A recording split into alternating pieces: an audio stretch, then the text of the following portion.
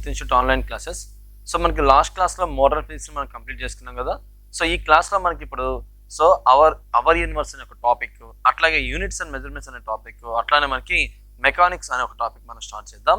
దానికంటే ముందు మనకి యూనిట్స్ అండ్ మెజర్మెంట్స్ అనే ఒక టాపిక్ మనం స్టార్ట్ చేద్దాం. చాలా చాలా ఇంపార్టెంట్ ఎగ్జామ్ పాయింట్ ఆఫ్ వ్యూలో. అది రైల్వే ఎగ్జామ్స్ కావచ్చు, ఎస్ఐ కానిస్టేబుల్ ఎగ్జామ్స్ కావచ్చు, అలాగే మనకి ఇంకా సెంట్రల్ గవర్నమెంట్ ఎగ్జామ్స్ ఏ ఎగ్జామ్స్ అయినా కావచ్చు, మనకి ఇది చాలా చాలా ఇంపార్టెంట్ మనం అబ్జర్వ్ చేయొచ్చు. సో మనం స్టార్ట్ చేద్దాం ఇప్పుడు ఈ లెసన్ గురించి. ఒకసారి ఇన్ఫర్మేషన్ అనేది చూడండి. ఓకే సరే. సో ఇప్పుడు మనం స్టార్ట్ చేయబోతున్నాం యూనిట్స్ అండ్ మెజర్మెంట్స్ అనే ఒక lesson. So units and measurements. Okay సరే. సో స్టార్ట్ చేద్దాం చూడండి.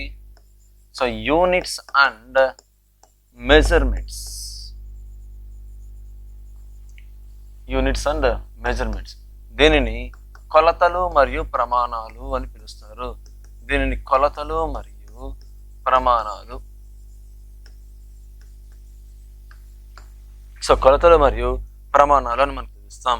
సో యూనిట్స్ అండ్ మెజర్మెంట్స్, కొలతలు మరియు ప్రమాణాలుగా మనం అబ్జర్వ్ చేయొచ్చు. ఓకేనా. సో చూద్దాం ఒకసారి. సో చాలా ఇంపార్టెంట్, చాలా బేసిక్ కూడా. సో నిదానంగా చూద్దాం, కొంచెం లెందీగా ఉంటుంది but easy and exam point of view important. ఓకేనా. సో ఈ కొలతలు ప్రమాణాలు మనకు తెలుసుకోవాలంటే ఫస్ట్ అసలు ఫిజిక్స్ అంటే డెఫినేషన్ ఏంటో మీకు తెలుసుకోవాలి. చూడండి, ఫిజిక్స్ అంటే డెఫినేషన్ చాలా ఉన్నాయి.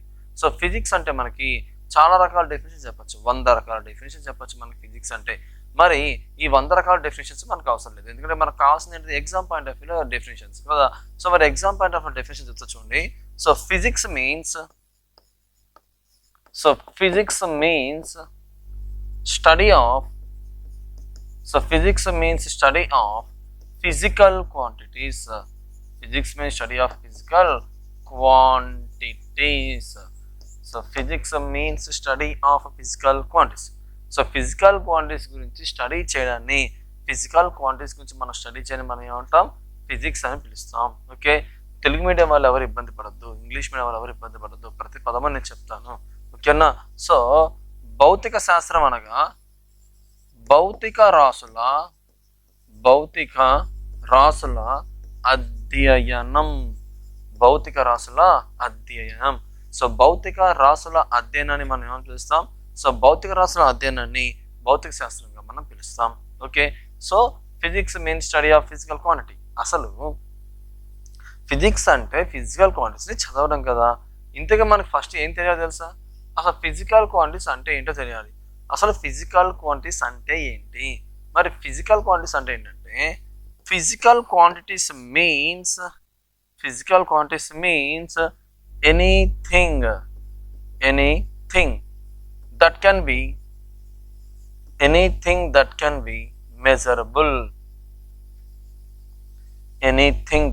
be measurable.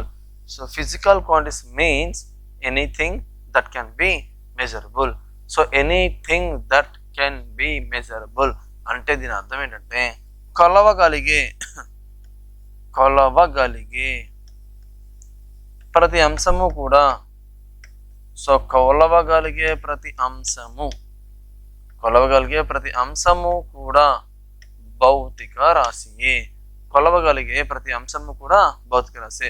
అంటే మనం ఏదైతే కొలుస్తామో ఆ కొలవగలిగే ప్రతి దాన్ని మనం ఏమని పిలవచ్చు, సో కొలవగలిగే ప్రతి దాన్ని కూడా మనం ఏమని పిలవచ్చు అంటే, సో కొలవగలిగే ప్రతి అంశము కూడా మనకి సో భౌతిక రాశి అని మనం పిలవచ్చు. కొలవగలిగే ప్రతి దాన్ని మనం పిలవచ్చు భౌతిక రాశి అని పిలవచ్చు. So physical quantities means anything that can be measurable. కొలవగలిగే ప్రతి అంశము కూడా భౌతిక రాశి. క్లియర్. ఈ రెండు ఒకసారి అర్థమైతే ఈ లెసన్ మొత్తం అర్థమైంది. అదేంటో చూడండి, చాలా సింపుల్. ఫిజిక్స్ అంటే ఏంటంట, ఫిజికల్ క్వాంటిటీస్ అవడం. ఫిజికల్ క్వాంటిటీస్ అంటే ఏంటంట, అది ఏదన్నా కావచ్చు, మీరు కొలవగలిగితే చాలు, ఆ కొలవగలిగే ప్రతిదాన్ని మనం ఫిజికల్ క్వాంటిటీ అనొచ్చు. సో సార్ మరి ఎగ్జాంపుల్ ఏంటి సార్ అంటే, ఇప్పుడు ఫర్ ఎగ్జాంపుల్ చూడండి, నా చేతిలో ఈ పెన్ ఉంది కదా. ఇప్పుడు ఈ పెన్ను ఫిజిక్స్ ప్రకారం ఫిజికల్ క్వాంటిటీ అవునా కాదా? ఈ పెన్ను ఫిజిక్స్ ప్రకారం ఫిజికల్ క్వాంటిటీ అవునా కాదా అంటే, anything that can be measurable. ఇప్పుడు చూడండి, నేను కొలవలేనా, దీని బరువు 10 గ్రాములు ఉంది, దీని యొక్క సో వాల్యూమ్ ఈ రూమ్లో కొంత ఘనపరిమాణాన్ని ఆక్రమించింది, అలాగే దీని యొక్క పొడవు, దీని యొక్క వెడల్పు, ఎత్తు, ఇదే కదా వాల్యూమ్ అంటే. అంటే ఇలా కొలవగలిగితే దీన్ని ఫిజిక్స్ ప్రకారం ఏమవచ్చు, ఫిజికల్ క్వాంటిటీస్ అనొచ్చు. ఇప్పుడు మనం హ్యూమన్ బాడీ, ఇప్పుడు మన హ్యూమన్ బాడీ మనకి ఫిజికల్ క్వాంటిటీ అవునా కాదా? హ్యూమన్ బాడీ అనేది ఫిజిక్స్ ప్రకారం ఫిజికల్ క్వాంటిటీ అవునా కాదా అంటే anything that can be measurable. ఇప్పుడు నేను మెజర్ చేయలేనా? నేను height 5 feet 6 feet 3 feet 4 feet ఉంటాం కదా, వెయిట్ 30 40 60 70 80 ఇట్లా ఉంటాం కదా. సో ఇలా మనకు అబ్జర్వ్ చేస్తే, సో కాబట్టి మనల్ని కొలవగలుగుతున్నారు. వాల్యూమ్, ఈ రూమ్లో కేవలం 10 మందే పడతారు అంటారు, అంటే దాని అర్థం ఏంటిది? సో దాని అర్థం ఏంటంటే, సో వాల్యూమ్ కూడా ఉండిద్ది, అంటే హైట్, వెయిట్, వాల్యూమ్ ఇవన్నీ మనల్ని కొలగలుగుతున్నారంటే మనం అంతా ఏమవుతాం? Physical quantity. అలా మీరు దేన్ని అన్నా చూసుకోండి, ఏదైనా సరే మీరు కొలగలుగుతున్నారంటే ప్రతి దాన్ని మనం ఏమని చెప్తామంటే ఫిజికల్ క్వాంటిటీ అని చెప్తాం. మీరు కావాలంటే చూడొచ్చు ఇలా, సూర్యుడు, భూమి, సూర్యునికి భూమికి మధ్య గల దూరం కొలవచ్చా లేదా? అది ఫిజికల్ క్వాంటిటీ. భూమి, చంద్రుడు, చంద్రుడికి భూమికి మధ్య డిస్టెన్స్ కొలవచ్చా లేదా? కొలవచ్చు, అది ఫిజికల్ క్వాంటిటీ. క్లియర్? ఇలా మీరు ఏదైనా తీసుకోండి, కొలవగలిగితే చాలు, దాన్ని ఫిజికల్ క్వాంటిటీ అంటాం. సార్ కొలవలేని ఏమన్నా ఉన్నాయంటే మీరే చెప్పండి, ఏమన్నా ఉన్నాయా? ఏమీ లేవు. ఫర్ ఎగ్జాంపుల్ చాలా మంది గాలిని కొలవలేం కదా సార్ అనుకుంటారు. లేదు నాన్న, గాలిని కొలవచ్చు. ఎట్లా కొలవచ్చు? గాలికి వేగం ఉంటుంది, గాలికి బరువు ఉంటుంది. Railway exam point of view ఒకసారి ఇలా ఇచ్చారు, అదేంటో తెలుసా? 1 లీటర్ గాలి ఎంత బరువు ఉంటుంది అని ఇచ్చారు. 1 లీటరు గాలి, 1 లీటరు గాలి ఎంత బరువు ఉంటుంది అంటే 1.29 గ్రామ్స్. 1.29 గ్రామ్స్, 1.29 గ్రామ్స్ బరువు ఉంటుంది. 1 లీటర్ గాలి 1.29 గ్రామ్స్ ఉంటుంది అని మనం చెప్పచ్చు. సో గ్రామ్స్ ఉంటుంది అనేది మనకి అబ్జర్వ్ అనేది చేయవచ్చు అనమాట. ఓకే, సో ఇది మనకి పాయింట్ అనేది, 1 లీటర్ గాలి 1.29 గ్రామ్స్ ఉంటుంది అని మనం అబ్జర్వ్ చేయాలి. ఓకే, సరే నెక్స్ట్. సో నెక్స్ట్ కనుక మనం అబ్జర్వ్ చేసినట్టయితే చూడండి, ఇలా మనం అబ్జర్వ్ చేయొచ్చు. అదేంటంటే, సో అయితే ఇలాంటి ఫిజికల్ క్వాంటిటీస్ మనకి ఏం చెప్పారు సార్ అంటే 2 రకాలు డివైడ్ చేశారు. అవేంటో చూసే ముందు గాలిని కూడా కొలవచ్చు. ఇంకా కొలవలేని ఉన్నాయా? సో ఇంకా ఏమన్నా కొలవలేని ఉన్నాయా అంటే చాలా మంది స్టూడెంట్స్ ఏం చెప్పారంటే నాకు క్లాసెస్లో ఏం చెప్పారంటే ప్రేమ, ద్వేషం, కోపం, బాధ, ఆనందం ఇవన్నీ కొలవలేం కదా సార్ అన్నారు. సో యాక్చువల్గా విషయం ఏంటంటే, సో మనం దేన్నైనా కొలవచ్చు, కానీ ఫిజికల్ క్వాంటిటీ అంటే గుర్తుపెట్టుకోండి, ఫిజికల్ క్వాంటిటీ అంటే ఏంటి? ఒక నెంబర్ ఉండాలి, దాని పక్కన ఒక నెంబర్ ఉండాలి, దాంతోపాటు ఏముండాలో తెలుసా? దాంతోపాటు ఏముండాలంటే ఒక యూనిట్ ఉండాలి. ఎట్లా? ఇట్లా ఒక నెంబర్ ఉండాలి, దాని పక్కన యూనిట్స్ ఉండాలి, అప్పుడే మనం దాన్ని కొలగలుగుతాం ఫిజికల్ క్వాంటిటీగా. ఇప్పుడు నాకు బాధ వేస్తుంది అనుకో, నాకు 20 గ్రాముల బాధ వేస్తుంది, 4 కేజీల ప్రేమ ఉంది, విశాలవంతమైన హృదయం ఉంది అంటారు చూసారా డైలాగు, అట్లా విశాలవంతమైన హృదయం అట్లా. సో నాకు 2 గ్రౌండ్లు అంత హృదయం ఉంది, ఇట్లా ఏం చెప్పలేం కదా. సో కాబట్టి మనకి ఫిజికల్ క్వాంటిటీస్ అంటే anything that can be measurable, కొలగలిగే ప్రతిదీ కూడా మనం చెప్పచ్చు. ఓకే, అయితే ఇలాంటి ఫిజికల్ క్వాంటిటీస్ మనకి 2 టైప్స్గా డివైడ్ చేయొచ్చు. సో ఇలాంటి ఫిజికల్ క్వాంటిటీ 2 టైప్స్గా మనం డివైడ్ చేయొచ్చు. ఒకటి ఏంటంటే చూడండి, భౌతిక రాశులు 2 రకాలు. సో భౌతిక రాశులు 2 రకాలు. ఒకటి ఏంటంటే fundamental physical quantities,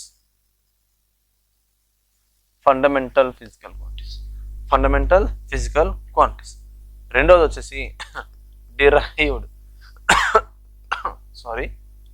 physical quantities. ఒకటేమో ఫండమెంటల్ ఫిజికల్ క్వాంటిటీస్, రెండోది ఏంటిది? డిరైవ్డ్ ఫిజికల్ క్వాంటిటీస్గా మనం చెప్పచ్చు. Derived physical quantities.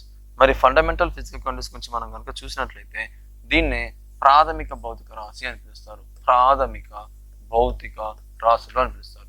ప్రాథమిక భౌతిక రాశులు ఇది వచ్చేసి ఉత్పన్న భౌతిక రాశులు అని మనకి పిలుస్తారు. ఒకటేమో ప్రాథమిక భౌతిక రాశి, ఇంకోటి ఏంటిది? ఉత్పన్న భౌతిక రాశులు అని మనం చెప్తాం అన్నమాట. Clear?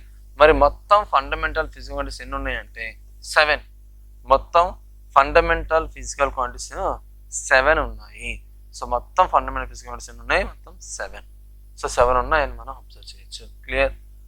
Sir what is the definition of the fundamental physical quantity? What is the definition of the derived physical quantity?